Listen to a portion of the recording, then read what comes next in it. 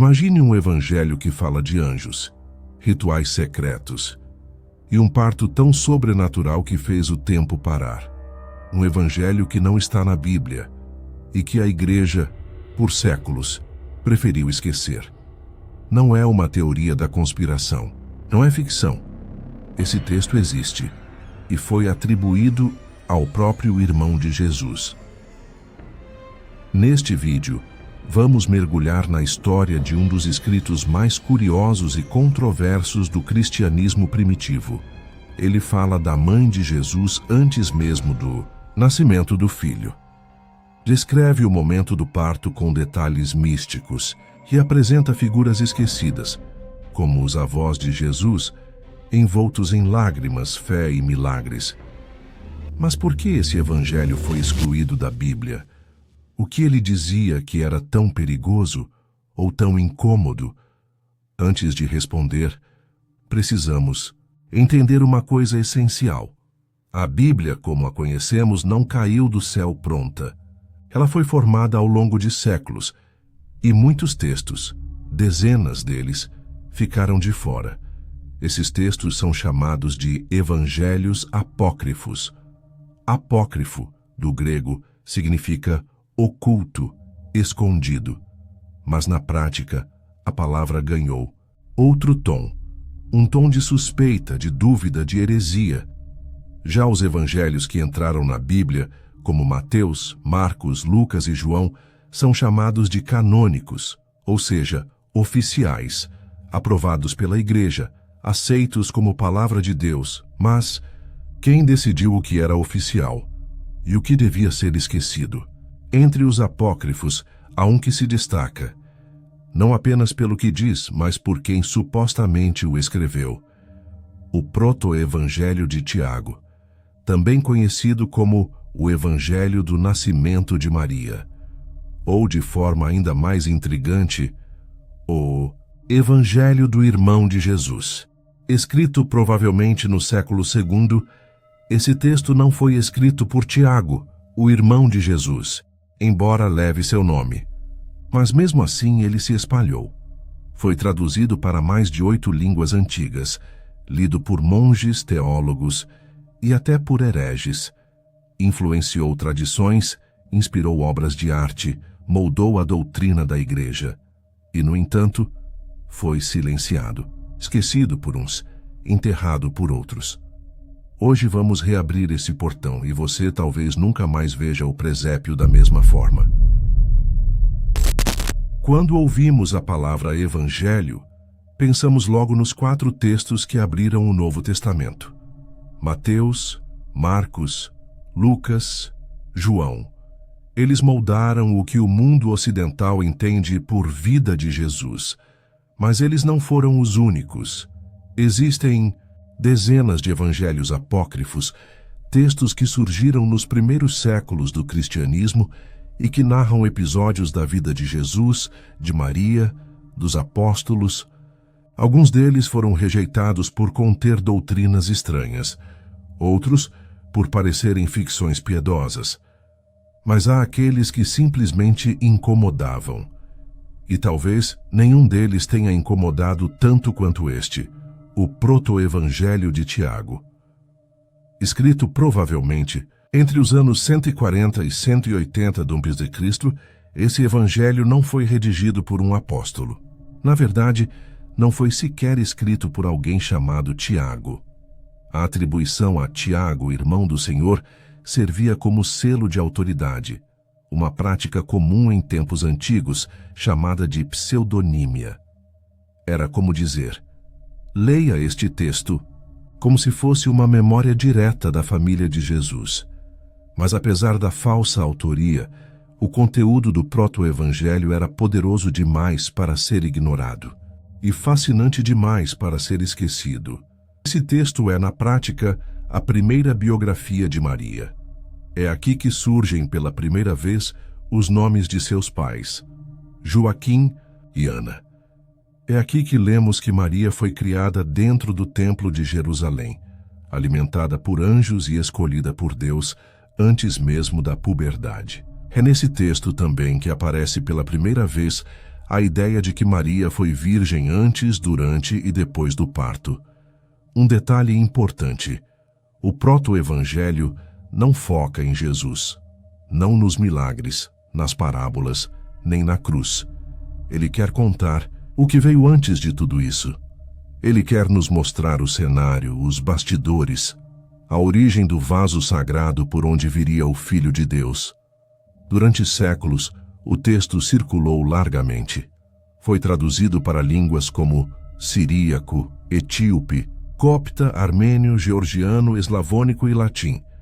Era copiado, recopiado e lido por monges no Oriente e no Ocidente. Não era um documento secreto, era um documento amado. Até mesmo grandes teólogos como Orígenes de Alexandria o conheciam. Embora não o considerassem canônico, reconheciam seu valor como tradição. Alguns até o usavam para defender doutrinas que a Bíblia não explicava com clareza. E, curiosamente, o Alcorão, o livro sagrado do islamismo, parece ter sido influenciado por ele. Na Surata 3, por exemplo, Maria aparece como uma jovem consagrada a Deus criada no templo, alimentada por seres celestiais. Coincidência? Ou o proto-evangelho de Tiago ecoava até mesmo em outras religiões? Mas então, se era tão influente, por que não entrou na Bíblia? A resposta é complexa. E como quase tudo no cristianismo primitivo, envolve disputa de poder, de ideias e de pureza doutrinária. Primeiro, há o fator cronológico. O proto-evangelho foi escrito décadas depois da morte dos apóstolos. Não tinha ligação direta com testemunhas oculares, e em um tempo onde a apostolicidade era critério essencial para um texto ser considerado inspirado, isso já bastava para gerar desconfiança. Segundo, há os conteúdos considerados exagerados, como o parto milagroso, onde o tempo para, ou o exame corporal feito por uma parteira cética, chamada Salomé. Histórias cheias de simbolismo, sim, mas perigosamente próximas do misticismo e dos cultos de fertilidade pagãos. Por fim, há a questão doutrinária.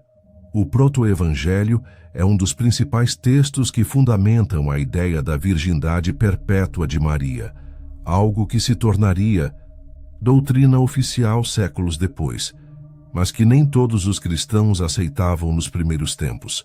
Ou seja, era um texto popular demais para ser ignorado, mas controverso demais para ser oficializado. Com o tempo, a Igreja decidiu cortar laços com esse tipo de literatura. No século V, o proto-evangelho foi formalmente condenado no Ocidente. E, embora continuasse a ser copiado em mosteiros orientais, passou a viver nas margens do cristianismo institucionalizado. Mas o estrago, ou o impacto, dependendo do ponto de vista, já estava feito. Boa parte do que imaginamos sobre a infância de Maria, a pureza do seu corpo e a origem dos irmãos de Jesus vem desse evangelho proibido. E o mais impressionante: muitos elementos dessa narrativa continuaram vivos na arte cristã, nos dogmas, nas festas litúrgicas, mesmo que ninguém mais soubesse de onde eles tinham vindo. Agora que você conhece o texto, é hora de conhecer a história que ele conta. Uma história que começa com dois velhos rejeitados pela comunidade e termina com o nascimento mais misterioso da história da humanidade. Antes da gruta, antes da manjedoura, antes mesmo de José e Maria, havia dois nomes quase apagados da história: Joaquim e Ana. Eles não aparecem na Bíblia. Você não os verá no Evangelho de Marcos, nem ouvirá falar deles nas cartas de Paulo. Mas, segundo o proto-evangelho de Tiago, foi com eles que tudo começou. Joaquim e Ana eram um casal justo, temente a Deus. Viviam em Jerusalém ou em Nazaré, segundo algumas versões. Tinham posses modestas, mas sempre se dedicaram a fazer o bem. E ainda assim, carregavam uma dor antiga. Não conseguiam ter filhos. Na cultura judaica daquele tempo, A infertilidade não era apenas uma tragédia íntima, era vista como sinal de desagrado divino, como uma vergonha pública, como uma maldição. No proto-evangelho, a dor de Ana é silenciosa, mas devastadora. Ela vê os filhos das outras mulheres correndo pelas ruas, ouvindo as risadas, os cantos, os choros, enquanto seu lar permanece vazio. E Joaquim, diante dessa humilhação, toma uma decisão radical. Ele se retira para o deserto, não para fugir, mas para jejuar, para buscar a Deus com mais profundidade. Passa 40 dias e 40 noites em solidão, jejum e oração, talvez esperando, talvez desistindo, talvez ambos.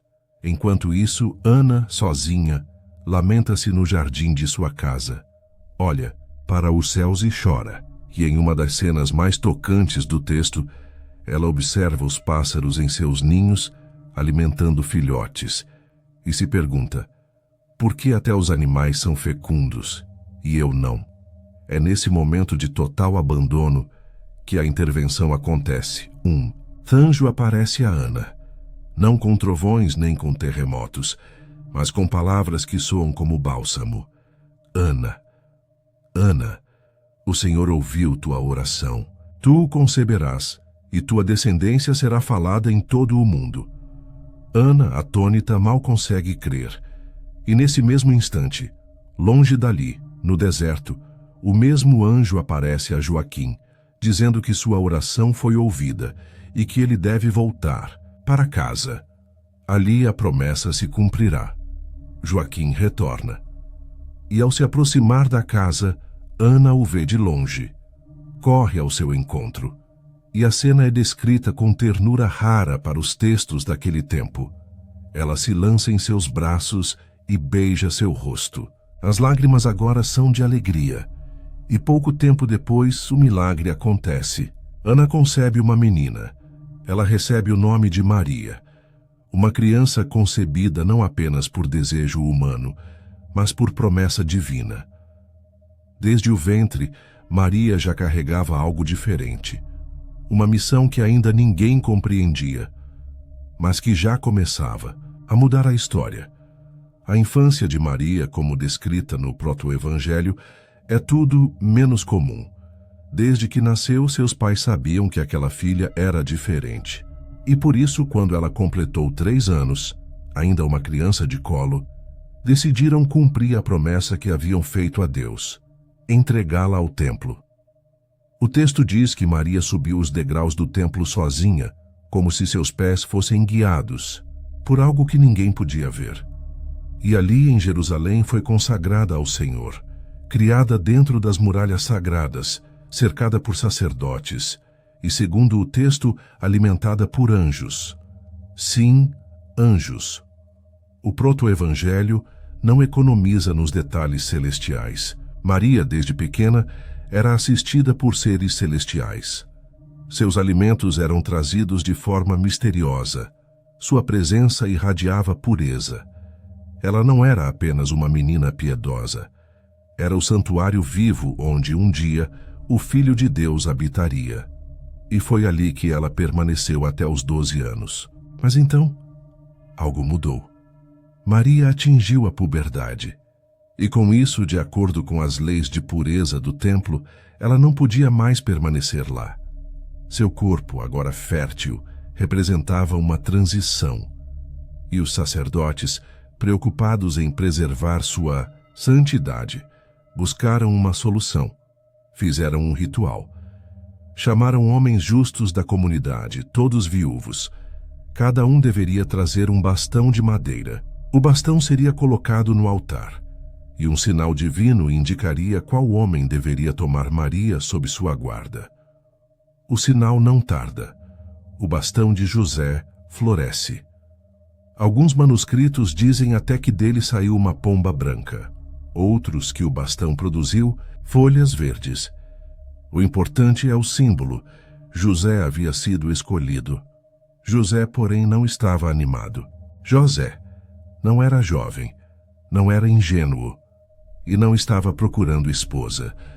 No proto-evangelho de Tiago, ele aparece como um homem maduro, viúvo, com filhos de um casamento anterior. Um trabalhador honrado, respeitado entre os seus. Quando os sacerdotes do templo o convocam, ele hesita. Eu sou um homem velho, diz. Ela é uma menina, mas seu bastão havia florescido. O sinal era claro. A decisão irrevogável. E assim, mesmo com relutância, José aceita tomar Maria não como esposa, mas como guardiã. Ela seria sua protegida, não sua mulher. E por isso, ele parte para longe por um tempo, deixando-a em casa em segurança. É nesse espaço de silêncio que o mistério acontece. Maria está sozinha, e o texto não descreve detalhes carnais, nem sequer menciona um momento específico. Ele apenas afirma que ela foi fecundada pelo Espírito Santo. Um anúncio, uma revelação divina, uma concepção sem toque humano. Mas então José retorna. Ele percebe que algo mudou. Seu rosto não esconde o choque. Maria está grávida. E então, o conflito. José entra em colapso. A suspeita é natural, a decepção inevitável.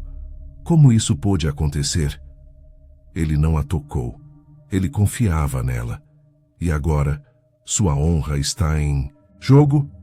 José considera abandoná-la em segredo. Não quer humilhá-la em público, mas também não consegue ficar. O texto descreve um homem dilacerado, humano, cheio de dúvidas, e prestes a tomar uma decisão. Mas na noite seguinte, o céu interfere. José, filho de Davi, não temas receber Maria como tua esposa. Porque o que nela foi gerado vem do Espírito Santo. Essa cena, que também aparece no Evangelho de Mateus, é tratada aqui com ainda mais profundidade emocional. O proto-evangelho mostra não apenas o conteúdo da mensagem, mas o drama psicológico de José, sua angústia, seu medo, e depois, sua rendição ao mistério. José desperta e decide ficar. Não compreende tudo, mas crê. E sua fé silenciosa será o escudo da mulher mais misteriosa que o mundo já conheceu. O problema é que a comunidade não ficou satisfeita. Maria aparece grávida, e José, que a tomou sob seus cuidados, não a engravidou. A conclusão para os outros é inevitável. Eles pecaram. Eles enganaram o povo, enganaram o templo, enganaram a Deus. E assim, os dois são levados diante dos sacerdotes para um julgamento. Mas não é qualquer julgamento. É um ritual antigo, esquecido hoje por quase todos os cristãos, mas profundamente conhecido no judaísmo da época. Trata-se do ritual da água da refutação, também conhecida como água amarga, descrita no livro de Números capítulo 5. Um método para descobrir adultério, um tipo de julgamento divino. A mulher suspeita de traição deveria beber uma mistura de água e pó do chão do templo. Se ela estivesse mentindo, a água amaldiçoada causaria dano ao seu corpo. Se dissesse a verdade, nada aconteceria. O proto-evangelho adapta esse ritual e o estende também a José. Ambos devem beber da água da refutação. Eles bebem. O tempo passa. Todos observam, esperando alguma reação, mas nada acontece, nenhuma aflição, nenhum sinal de culpa. A água, diante deles, torna-se testemunha de sua inocência, e então o escândalo cede espaço à reverência. O templo silencia. Maria e José são absolvidos, e o mistério continua. O decreto romano havia sido dado. Cada homem deveria retornar à sua cidade de origem para ser contado. Era o tempo do recenseamento, e assim José parte para Belém. Leva consigo Maria, agora visivelmente grávida. A estrada é longa, pedregosa, e o cansaço, inevitável. Maria, segundo o proto-evangelho, monta um jumento protegida por José com todo o cuidado que um pai prestes a falhar poderia oferecer. Mas algo extraordinário está prestes a acontecer. No meio da viagem, Maria sente as dores do parto. O momento chegou. Não há estalagem, não há abrigo.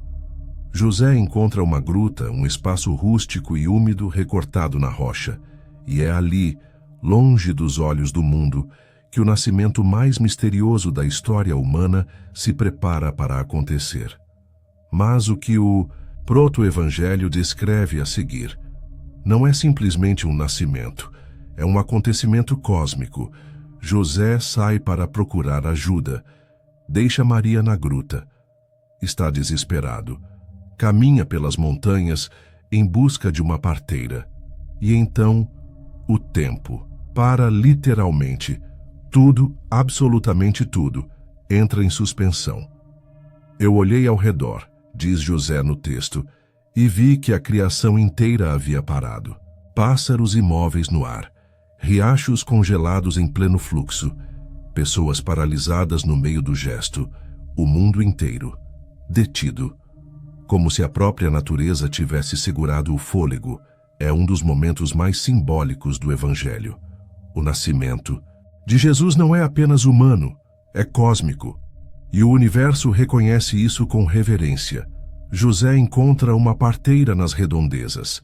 Ela o acompanha, com pressa e receio. Chegam à gruta. Mas quando cruzam a entrada, uma luz sobrenatural os envolve. E no meio da luz, um menino já está nascido, não há gritos, não há dor. A criança simplesmente aparece, envolta em brilho e silêncio. O nascimento que parou o tempo aconteceu num momento que ninguém viu, nem mesmo José. É como se o céu tivesse ocultado o mistério do próprio milagre.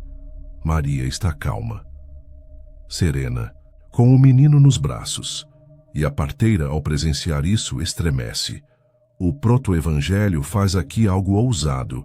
Ele elimina a imagem comum de um parto humano para descrever um nascimento sem sangue, sem dor, sem sofrimento. Como se a carne tivesse cedido passagem ao espírito. Uma afirmação teológica potente. Jesus nasce sem violar a virgindade de Maria. Nem antes, nem durante, nem depois. Essa crença, que mais tarde se tornaria dogma na tradição católica, tem aqui sua semente. O nascimento do Cristo foi mais do que humano, foi sobrenatural. Som retorna lentamente. A natureza começa a se mover de novo. Folhas balançam, pássaros retomam voo, vozes à distância ressurgem. O tempo recomeça, o mundo respira novamente. Mas agora, algo mudou. Naquela gruta esquecida, num canto ignorado do império, o que nasceu não foi apenas um menino. Foi o fim de uma era e o início de outra. A parteira que assistiu ao nascimento não tem nome no texto. Ela vê o menino envolto em luz e sai em disparada. Corre pelos vales, atravessa encostas e vai buscar Salomé, outra parteira. Salomé é cética, pragmática, incrédula. Diante da história absurda que escuta. Uma virgem deu à luz, ela ri. Ela duvida. E quando chega à gruta, não hesita. Quer provas. O proto-evangelho não suaviza essa parte. Ele a narra com ousadia. Salomé exige verificar fisicamente se Maria continua virgem. Um exame direto. Cruz Salomé se aproxima da jovem mãe. Toca-a. Mas no instante seguinte, grita de dor. Ai de mim! A minha mão está em fogo! Ela exclama. É como se tivesse tocado algo que não era dela. Algo santo demais, intocável. Sua mão começa a se queimar. Um castigo imediato, simbólico e teológico. Ela desrespeitou o mistério. A mão de Salomé arde em dor, e ela clama ao céu por socorro. Desesperada, ela se ajoelha diante do recém-nascido, suplica por perdão, por cura, por misericórdia. E então, Estende a mão até o menino. Toca o corpo da criança. No instante do toque, é curada. A mão queimada volta ao normal, como se nunca tivesse sido tocada pelo fogo. O que aconteceu ali, o proto-evangelho, parece construir um símbolo poderoso. A dúvida que busca provas é ferida, mas a fé que reconhece é restaurada. Salomé duvidou, mas não ficou na dúvida, ela buscou. Foi ferida pela incredulidade e salva pela humildade. Não foi punida eternamente, foi educada pelo milagre. E ao final, como tantas outras figuras do texto, ela não compreende tudo, mas crê. Nascimento havia acontecido. A dúvida fora vencida, mas do lado de fora algo muito maior se movia. Uma ameaça se aproximava.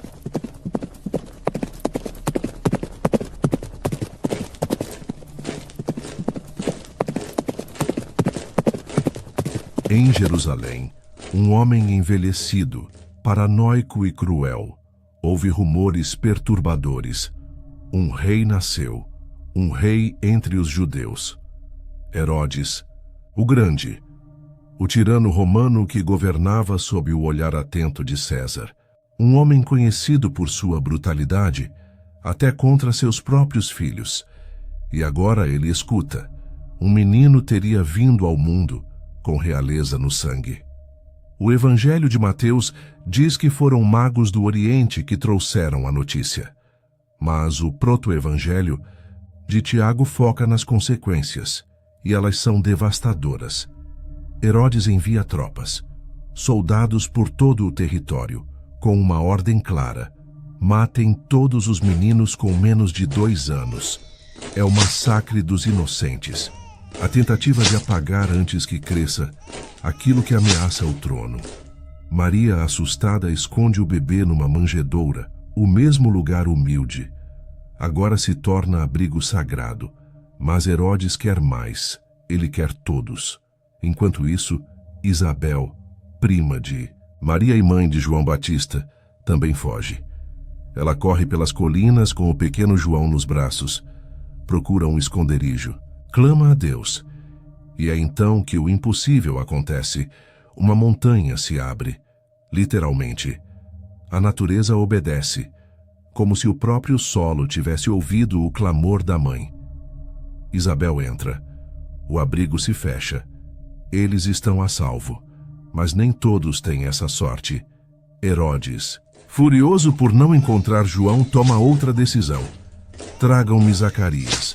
Zacarias era o pai do menino, sacerdote, homem do templo, guardião de um segredo que não podia revelar, e por isso paga com a vida. Zacarias é assassinado, dentro do Santo dos Santos, na casa de Deus. E o proto-evangelho descreve: seu sangue escorre pelo chão do templo e se torna pedra. Sim, pedra, um milagre de dor. Um monumento de culpa. O povo chora. A tragédia é percebida. Não foi apenas um homem que morreu, foi um sinal. O templo foi profanado e o sangue de Zacarias se tornou eterno. Neste capítulo final da narrativa, o proto-evangelho une o divino e o terreno, o nascimento e a perseguição, o milagre e o martírio. Jesus nasce, mas o mundo responde com medo. Herodes teme perder o trono, e ao tentar impedir o Messias, constrói o caminho da profecia, porque desde os tempos mais antigos foi dito que o Cristo viria em meio ao sofrimento, e assim se encerra a narrativa. Não com glória, mas com sangue. Não com hinos, mas com lamentos. O menino sobrevive, mas à sua volta o mundo treme. Você já reparou em algo curioso? O Evangelho de Marcos, o mais antigo dos 4 canônicos, não fala nada da infância de Jesus, nenhuma palavra sobre Maria, José, anjos ou presépio. Ele já começa com Jesus adulto, sendo batizado por João, o 4º evangelho, também ignora o nascimento. Vai direto ao ponto. No princípio era o Verbo. Somente Mateus e Lucas decidem contar sobre o nascimento do Messias. E mesmo assim, com versões diferentes. Estábulo ou casa, estrela ou anjo, pastores ou magos. A verdade é que havia uma lacuna. O proto-evangelho de Tiago surge para preencher esse vazio, não apenas para satisfazer a curiosidade, mas para responder às perguntas que os primeiros cristãos não tinham como ignorar. Quem eram os pais de Maria? Por que ela foi escolhida? Como foi possível um parto virginal? E, sobretudo, quem realmente era Jesus? Escrever sobre o nascimento era uma forma de defender a fé, com histórias, símbolos e milagres. Um dos principais objetivos do texto parece claro: exaltar Maria. O proto-evangelho faz dela mais do que uma mãe santa. Ele a transforma em uma figura sobrenatural, quase angelical.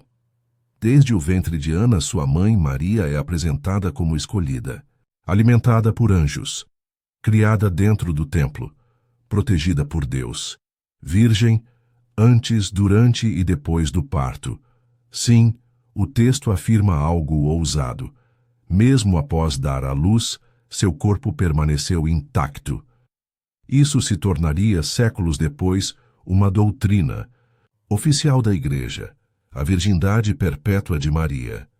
E quanto aos irmãos de Jesus? O texto também tem uma explicação. José era viúvo. Tinha filhos de um casamento anterior. Maria, portanto, seria virgem, e nunca mãe de outros filhos. Mas por que essa ênfase quase obsessiva na pureza? Porque o mundo antigo via o sexo com desconfiança. E uma mulher tocada por Deus não podia ser comum. A pureza de Maria virou símbolo de santidade, de separação do mundo, de incorruptibilidade. E o proto-evangelho foi o primeiro texto a construir essa imagem. Mais que um retrato histórico, ele lançou a base de uma teologia. Mas havia outra motivação, mais urgente, mais polêmica. Nos primeiros séculos, Jesus era alvo de calúnias. Pelos judeus ortodoxos, era acusado de blasfêmia. Pelos gregos cultos, de superstição. Por muitos, de ilegitimidade.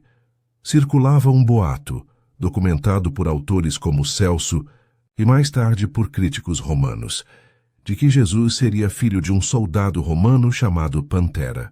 Um escândalo. Uma tentativa de manchar a origem divina de Cristo. O proto-evangelho surge, talvez, como resposta direta a essas acusações. Não apenas afirma que Maria era virgem, mas narra o processo com riqueza de detalhes. O ritual dos bastões, o anúncio angelical, a ausência de José, o exame de Salomé, a água da refutação. Tudo para provar que o nascimento de Jesus não teve nada de humano. Foi divino, puro, milagroso. No fundo, o texto é uma defesa, uma apologia. Usa a narrativa para fazer teologia. Transforma símbolos em dogmas. E o mais curioso, apesar de não estar na Bíblia, o proto-evangelho moldou profundamente aquilo que muitos pensam que está na Bíblia. A imagem de Maria como virgem perpétua, a ideia de José como um velho viúvo, os nomes dos avós de Jesus, a cena da gruta, tudo isso vem dele. Você já se perguntou, quem decidiu o que entraria na Bíblia? Não foi Jesus, nem os apóstolos. Foram concílios, reuniões feitas por homens, sábios, devotos, mas também políticos.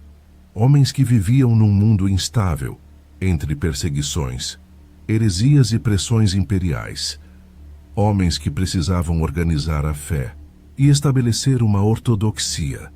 Mas para isso, era preciso escolher os textos certos, os evangelhos verdadeiros. O que ficava de fora? O proto-evangelho de Tiago não aparece em nenhuma das listas canônicas do cristianismo antigo, nem nas do Oriente. nem nas do Ocidente. A explicação mais aceita pelos estudiosos foi escrito tarde demais, provavelmente no século Zendo, décadas depois dos evangelhos canônicos, tempo suficiente para que surgissem dúvidas sobre sua autenticidade. E mais, atribuído a Tiago, irmão de Jesus, mas sem qualquer chance de ter sido escrito por ele. Era um caso claro de pseudonímia, quando um autor anônimo assina com o nome de uma figura importante para dar autoridade ao texto, algo comum na antiguidade, mas condenado pelos critérios dos concílios, elementos mágicos e detalhes escandalosos. Além disso, o proto-evangelho trazia elementos considerados problemáticos. O exame de Maria por Salomé, por exemplo, chocava a sensibilidade teológica. Um parto virginal verificado fisicamente parecia mais folclore do que fé. E havia também o episódio do tempo que para, quando o universo congela no momento do nascimento de Jesus. Imagens poderosas, mas perigosas. Mágicas demais. A fronteira entre milagre e mitologia era tênue, e os líderes da igreja queriam evitar o risco de transformar o cristianismo em um sistema de crenças fantásticas. Eles buscavam textos sóbrios, com ensino claro, conectados à tradição apostólica. E o proto-evangelho não atendia a esse padrão. Suspeitas e condenação formal já no século IV, teólogos influentes começam a desconfiar. Jerônimo, por exemplo, que traduziu a Bíblia para o latim, a famosa Vulgata, menciona o proto-evangelho com reservas. No século V, o Papa Gelásio emite um decreto condenando diversos evangelhos apócrifos, entre eles o de Tiago. A acusação? Heresia, falsidade e invenção. A partir daí, o texto é marginalizado, lido em círculos populares, sim, reproduzido, copiado, influente em lendas e iconografias, mas nunca mais aceito como escritura. Ainda assim, deixou marcas mesmo condenado, o proto-evangelho de Tiago não desapareceu. Pelo contrário, ele influenciou diretamente outros textos, como o Evangelho de Pseudo-Mateus e até tradições do Alcorão, que também narra Maria alimentada por anjos e a perseguição de Herodes. Sua presença pode ser sentida em ícones ortodoxos, em cantos medievais e até no dogma da Imaculada Conceição muito tempo depois. Foi lido, reinterpretado, preservado em mais de 8 idiomas antigos, porque uma verdade desconfortável persiste. Às vezes, o que fica de fora da Bíblia não é esquecido, é apenas ocultado. O proto-evangelho de Tiago não entrou no cânon, mas influenciou o pensamento cristão. E mais que isso, revelou uma faceta da fé antiga, simbólica, misteriosa, dramática.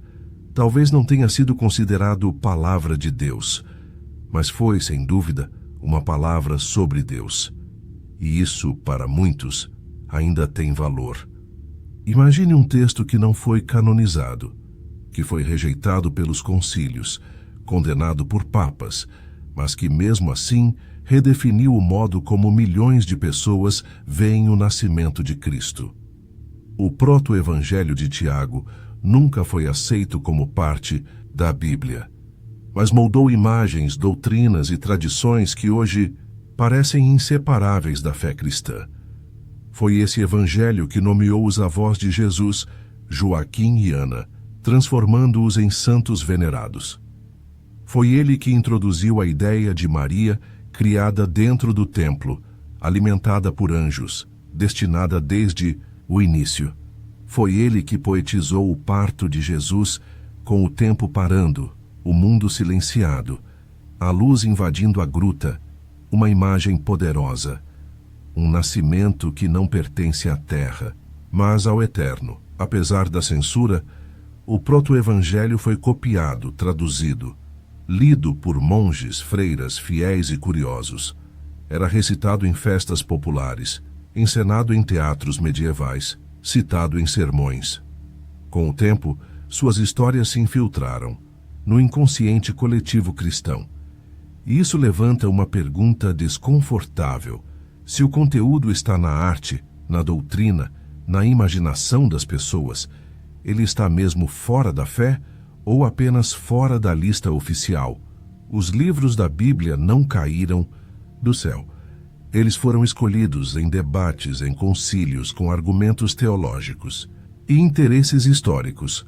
Outros evangelhos ficaram de fora, alguns fantasiosos, outros provocadores, alguns perigosos, outros simplesmente tardios demais. Mas isso não os torna irrelevantes. Pelo contrário, esses textos revelam o que os primeiros cristãos estavam tentando entender: quem era Jesus, quem era Maria, o que significava crer naquele tempo. E o proto-evangelho de Tiago é um dos retratos mais antigos dessa busca. Mesmo sem ter entrado na Bíblia, ele documenta a fé, a ideia de Maria como virgem perpétua, a cena do nascimento em uma gruta, o símbolo da luz que nasce no silêncio, a proteção sobrenatural contra Herodes, a fé que desafia o escárnio dos inimigos. Tudo isso não veio dos evangelhos canônicos, mas de um texto esquecido, ou melhor, proibido. E no fim, o que isso nos ensina? Que a fé não é feita apenas de textos oficiais, mas de símbolos, medos, desejos e histórias que ecoam no coração dos crentes. O proto-evangelho de Tiago foi silenciado, mas sobreviveu, como uma voz subterrânea, como um evangelho que fala baixo, mas ainda fala.